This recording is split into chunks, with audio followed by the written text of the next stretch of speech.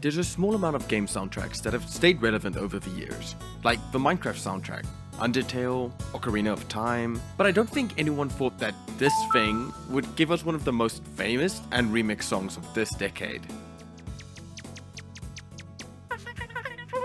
What's that? The Wii came out more than just 10 years ago? 19 years ago, you say? 19 years. Hi, I'm Flowerhead, and welcome to another episode of Somewhat Good, a series where I recreate popular video game music for you to use in your projects for free. Now, you might be thinking today's episode is about the Wii Shop theme, but there's actually another song that I think has also stood the test of time, and unfortunately lives a little bit in the shadow of the Wii Shop theme. That is, the Wii Sports theme.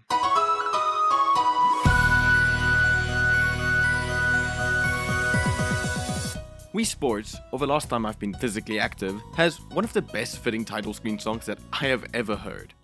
The moment you boot up the game and you hear that iconic intro, you know you're in for some of the most family-friendly sports gaming you've ever seen. Kazumi Totaka, the composer of Wii Sports, really hit it out of the park with this one. Nice joke!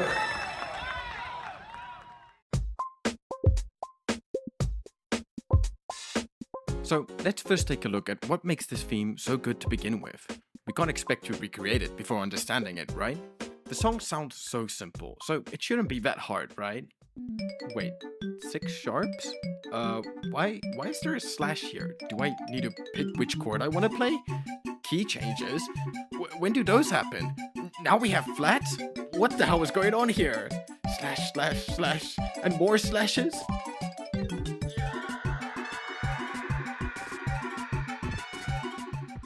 Okay, so I promise this is easy, so just stick with me. First of all, it's in the key of B major, which would explain all the sharps. But that's not really an issue unless you only play the piano in C major, which I don't do, of course. Anyway, okay, so now we're off with this incredible motif, which we will simply call the Wii Sport motif.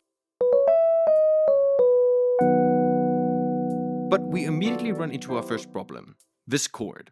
Now, luckily, the sheet music is not asking us to pick between these two chord symbols, it's actually what's called a slash chord. A slash chord tells us two things. The note name at the start tells us what chord we are playing, simple enough. The second note name, however, tells us what note should be at the bottom of the chord. So if there's an A, I'll play an A on the bottom. And if it's an F sharp, I play F sharp on the bottom. In more classical terms, it's telling us what inversion the chord should be. But classical inversions notation look more like this and have these funky numbers. It's pretty silly, but now you know. Screenshot this so you can forget to look at it later. Now, I'm only showing simple triads here, but you can imagine that with more notes in your chord, the more choices you have how to write your chord. So pretty quickly you can start making some complex sounding chord progressions by only using different inversions of a chord. Alright, now we know what these slashes are, but why do we even use them? And why does this piece have so many? Well, that's because of something called good voice leading. Voice leading is the concept of transitioning the voices from one chord to another in a smooth way. And by smooth, I mean by moving as little as possible. Let's take this small chord progression, a 1 to 5, B flat major to F major. Now, what I see a lot of beginners do is just go between the two chords like this. As you can see, we are jumping quite a bit to get to that F. Every voice is jumping up a fifth. This is bad voice leading. So to fix this, instead of having the B flat at the bottom of the chord, let's try using the F as the root note instead. To do this, all we have to do is move the B flat and the D an octave higher. Now we're only moving 2 notes, and they're just moving stepwise down. This is good voice leading.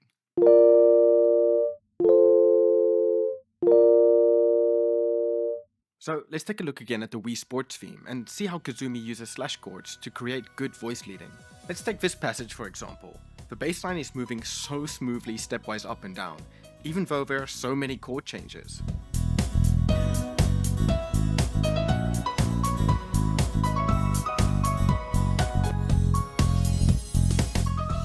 We smoothly arrive at the E sharp, and even though we went through so many chords, it all sounded so silky smooth. And that's what good voice leading can do. Alright, so we've sorted out the slashes. Actually, let's replace all these chords with Roman numerals real quick. Look at how simple these chords actually are.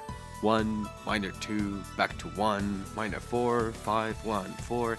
These are quite basic, but because of this flowy bass line and incredible melody, it sounds so much more complex. It's only later on in the piece where harmony starts to get a bit more complicated. From here on out, once we start transposing, we don't stop until we're back at the start. We transpose to the C with this beautiful stepwise bass movement.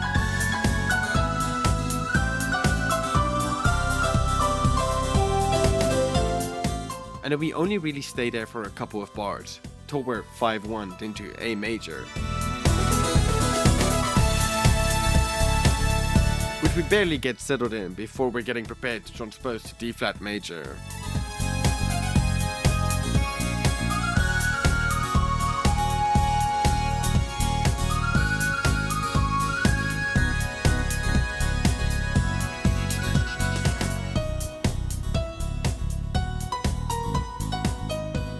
So, one thing I love doing when trying to imitate a style or a song is to separate the instruments and see the role of each instrument, create a sound palette, if you will. So, first of all, we have the piano, which is playing the main melody. Then we have the electric bass playing the bass notes in this rhythm. And the guitar is filling out the rest of the chord with the same rhythm. The drums are playing a very simple rhythm that carries on throughout the whole piece. Then we have an interesting counter melody coming in on this synth violin sound. Plus a sparkly bell. The synth strings continue here with this staccato sound, and a flute joins the piano in the melody. So I actually only heard this after listening to it a couple of times, but there's this electric guitar once we get into the chorus that just plays a power chord and is never heard again. And it happens here. And then of course we have this saw wave synth playing a new melody. And there's also the organ that I forgot to mention, but I didn't add that in my piece, so. This ending is lovely though. There's some call and response and the melody keeps on jumping between different instruments. So we should definitely try and imitate that in our own version. Alright, but look at all the stuff we have to work with now. We have a whole instrument sound palette. Now we can start making our own version.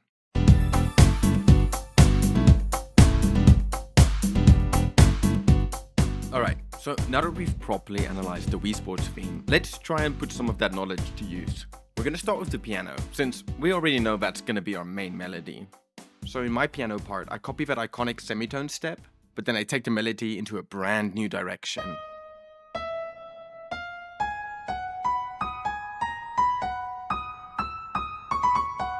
Some stepwise moving bass to underline the chord progression.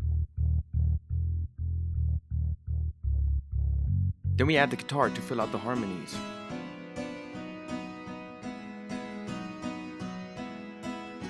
And then we just use that drum rhythm from the original song.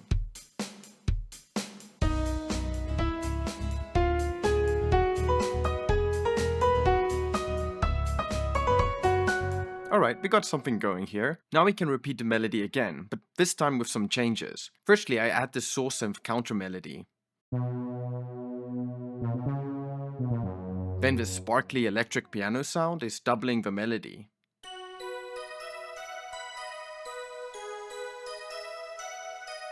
Along with flutes doing the same.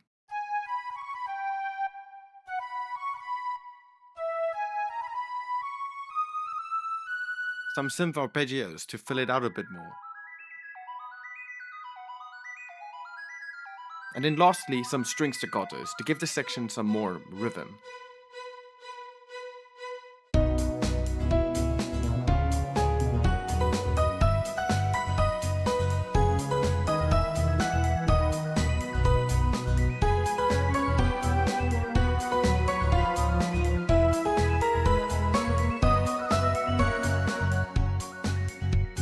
After this, there is a small transition section, which I thought was the perfect place to put our one electric guitar power chord. It's still so funny to me that Totaka just used the electric guitar for one chord and then never again, but hey, He's the pro, so what do I know? We also use this transition section to actually modulate a whole step down to A major. We don't need to prepare much for this modulation, as modulating stepwise like this sounds pretty natural for the most part.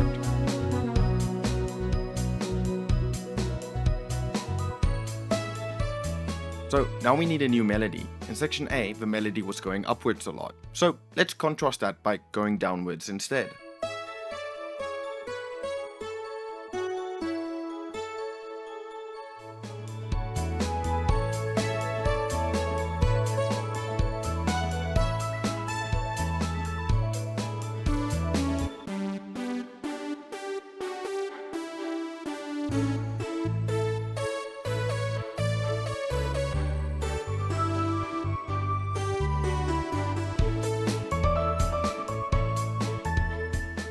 After this, I was thinking that I should probably add another reference to the original Wii Sports melody. I decided to add the original melody into this next section, but turn it into a little bit of a call and response. The piano plays the original line, and then the flute finishes it.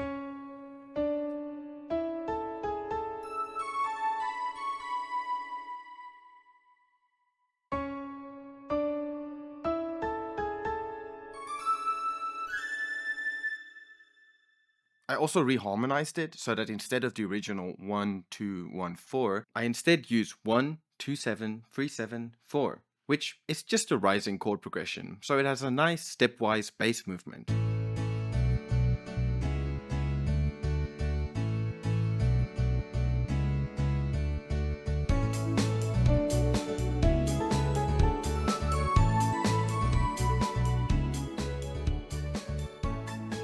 We modulate for the final time to G major here in this last section, which is just another stepwise down modulation. I didn't just want to do another boring modulation, so I looked back in the original piece to find some inspiration. One thing that the original song had is this rising arpeggio when it transposes to a new key.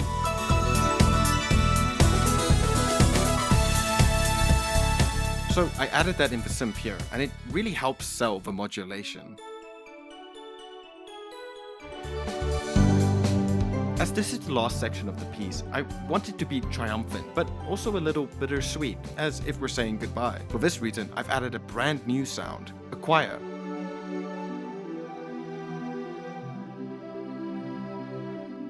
We're reaching the final stretch of the song now. All we've got to do now is find a way to link it back to the start in a satisfying way to get that perfect loop that the original does so well. Only problem is, we're currently in G major, and we need to find a way back to our original key, B. Now, this is actually where I do something clever for once, and I utilize a Neapolitan chord. The Neapolitan chord is a major chord built on the lowered second of a scale. So, if we were in D major, its Neapolitan would be E flat major. But Neapolitans are kinda picky, and they really want to be in the first inversion. You'll see why in a little bit. So, what's the use of this chord? Well, the Neapolitan has a predominant function, which means that it wants to move to the dominant chord, which in our case is A. And like this, we can resolve back to 1 with a perfect cadence. Now, you can also see why the Neapolitan likes being in first inversion, because it makes for, altogether now, good voice leading. I'm so proud of you guys. So, when I was trying to modulate back to B flat major, I realized that C major, being the 4 of G, could act as our Neapolitan chord in B major.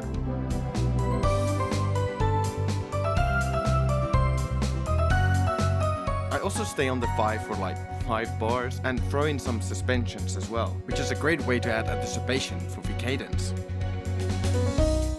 Now we've got our loop, but we still haven't touched on the most important part, the intro. Now, I can't really compete with the incredible intro of the original, but we can shamelessly make a lifeless copy of it. This is what I came up with.